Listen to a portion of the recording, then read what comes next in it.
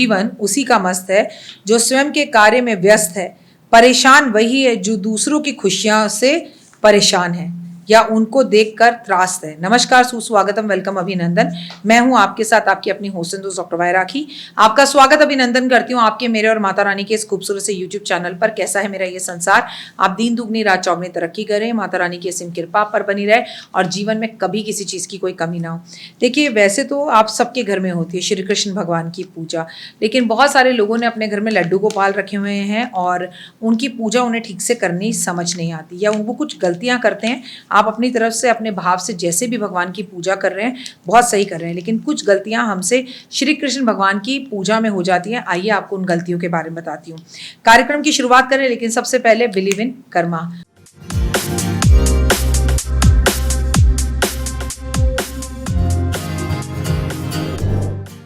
ओए होए, सुबह की राम राम। कैसा है मेरा ये संसार। आप खूब खुश रहें और बढ़िया रहें। श्री कृष्ण भगवान की पूजा किन किन के लिए जरूरी है, किन राशियों के लिए, पहले वो समझ लीजिए। कुंभ राशि, मीन राशि, मेष राशि, सिंह राशि, धनु राशि। 2025 में आपको साल में 2 बार वृंदावन होकर आना चाहिए या 2-2 महीने में वृंदावन होकर आना चाहिए, या आपके घर के आसपास कृष्ण जी का कोई बड़ा मंदिर है तो वहां जाना चाहिए।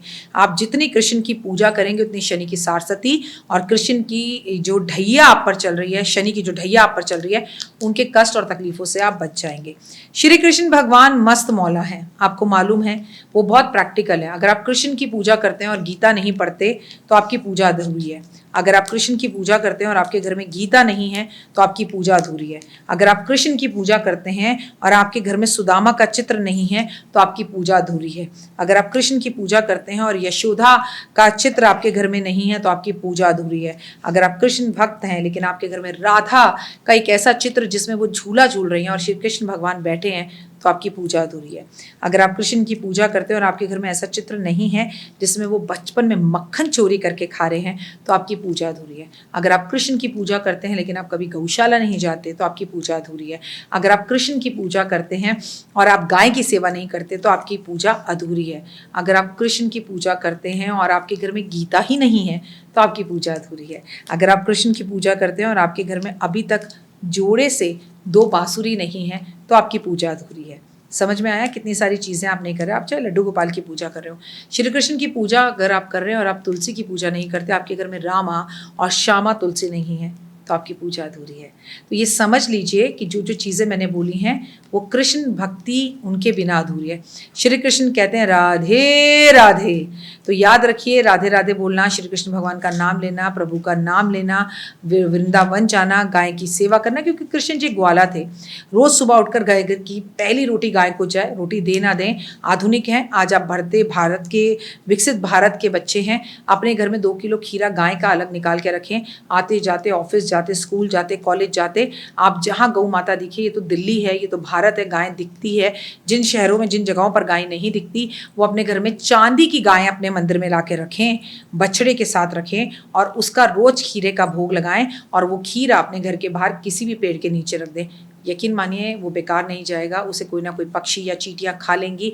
आपकी तरफ से गाय का दान हो गया। ये बात उनकी कर रही हूँ जो फॉरेन में रहते हैं। अगर उनके घर के आसपास गौशाला नहीं है और वो रोज नहीं जा सकते तो कम से कम अपनी एनिवर्सरी और अपने जन्मदिन पर आपको गौशाला जरूर जाना चाहिए, क्योंकि इसके बिना कृष्ण भक्ति अधूरी है।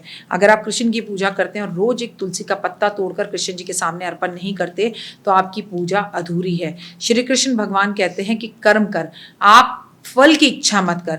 अगर आप सच में कृष्ण भक्त हैं और अभी तक आपने पूरी महाभारत पढ़ी नहीं, सुनी नहीं, देखी नहीं, तो आप अधूरे कृष्ण भक्त हैं। क्योंकि भक्ति केवल भगवान के सामने दिया जलाने से नहीं होती, कर्म करने से होती है। और खासकर अगर हम बात श्री कृष्ण की कर रहे हो तो उन्हें कर्म बेहद प्रिय हैं। अपनी माँ की सेवा, पिता की सेवा, सच का साथ देना, झूठ का साथ ना देना, और कहते हैं ना, गायों के लिए रक्षा करना, पशु पक्षियों की रक्षा करना, पशु पक्षियों के लिए दाना डालना। वो कहते हैं ना, कबूतरों को बाजरा, गाय को रोटी, कुत्ते को दूध, चींटियों को खाना, तभी आपकी कृष्ण भक्ति पूरी हो सकती है। उम्मीद है आपको मेरी वीडियो पसंद आ रही होंगी। वीडियो को लाइक, सब्सक्राइब और शेयर जरूर करें। और याद रखिए, राधे राधे, मंदिरों में जाने से कभी कन्हैया नहीं मिल सकते, आपको जंगलों में जाने से कन्हैया मिलते हैं। आपको मालूम है यमुना मैया कौन है? कृष्ण जी की पत्नी है। अगर आपने अभी तक यमुना में अपने जीवन में एक बार डुबकी नहीं लगाई और खुद को आप कृष्ण भक्त कहते हैं तो आप नहीं है कृष्ण भक्त। जय माता दी।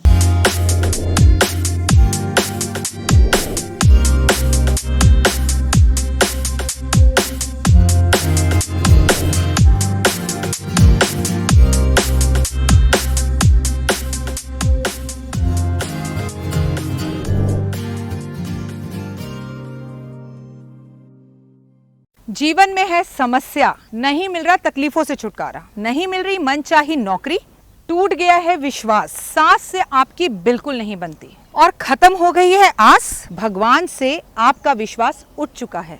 टैरो के 78 कार्ड खोलेंगे भविष्य का राज। सरकारी नौकरी से हैं आप कोसों दूर। कुंडली जगाएगी कुंडली जागरण, कुंडली बताएगी आपका भविष्य। ऊपर से ये जादुई हवाएं, ऊपरी हवाएं, जादू टोना तंत्र विद्याएं, पति पत्नी और वो। करना होगा खुद पर विश्वास। दीजिए मुझे भी एक मौका, अपनी कुंडली दिखाइए, टैरो कराइए, लेकिन अपनी जिंदगी को जल्द बदलवाइए। मैं हूं डॉक्टर वाई राखी। आप मुझसे बात कीजिए, फ़ोन कीजिए, अपॉइंटमेंट लीजिए। आपकी ज़िंदगी के अंदर आएगा ज़बरदस्त बदलाव।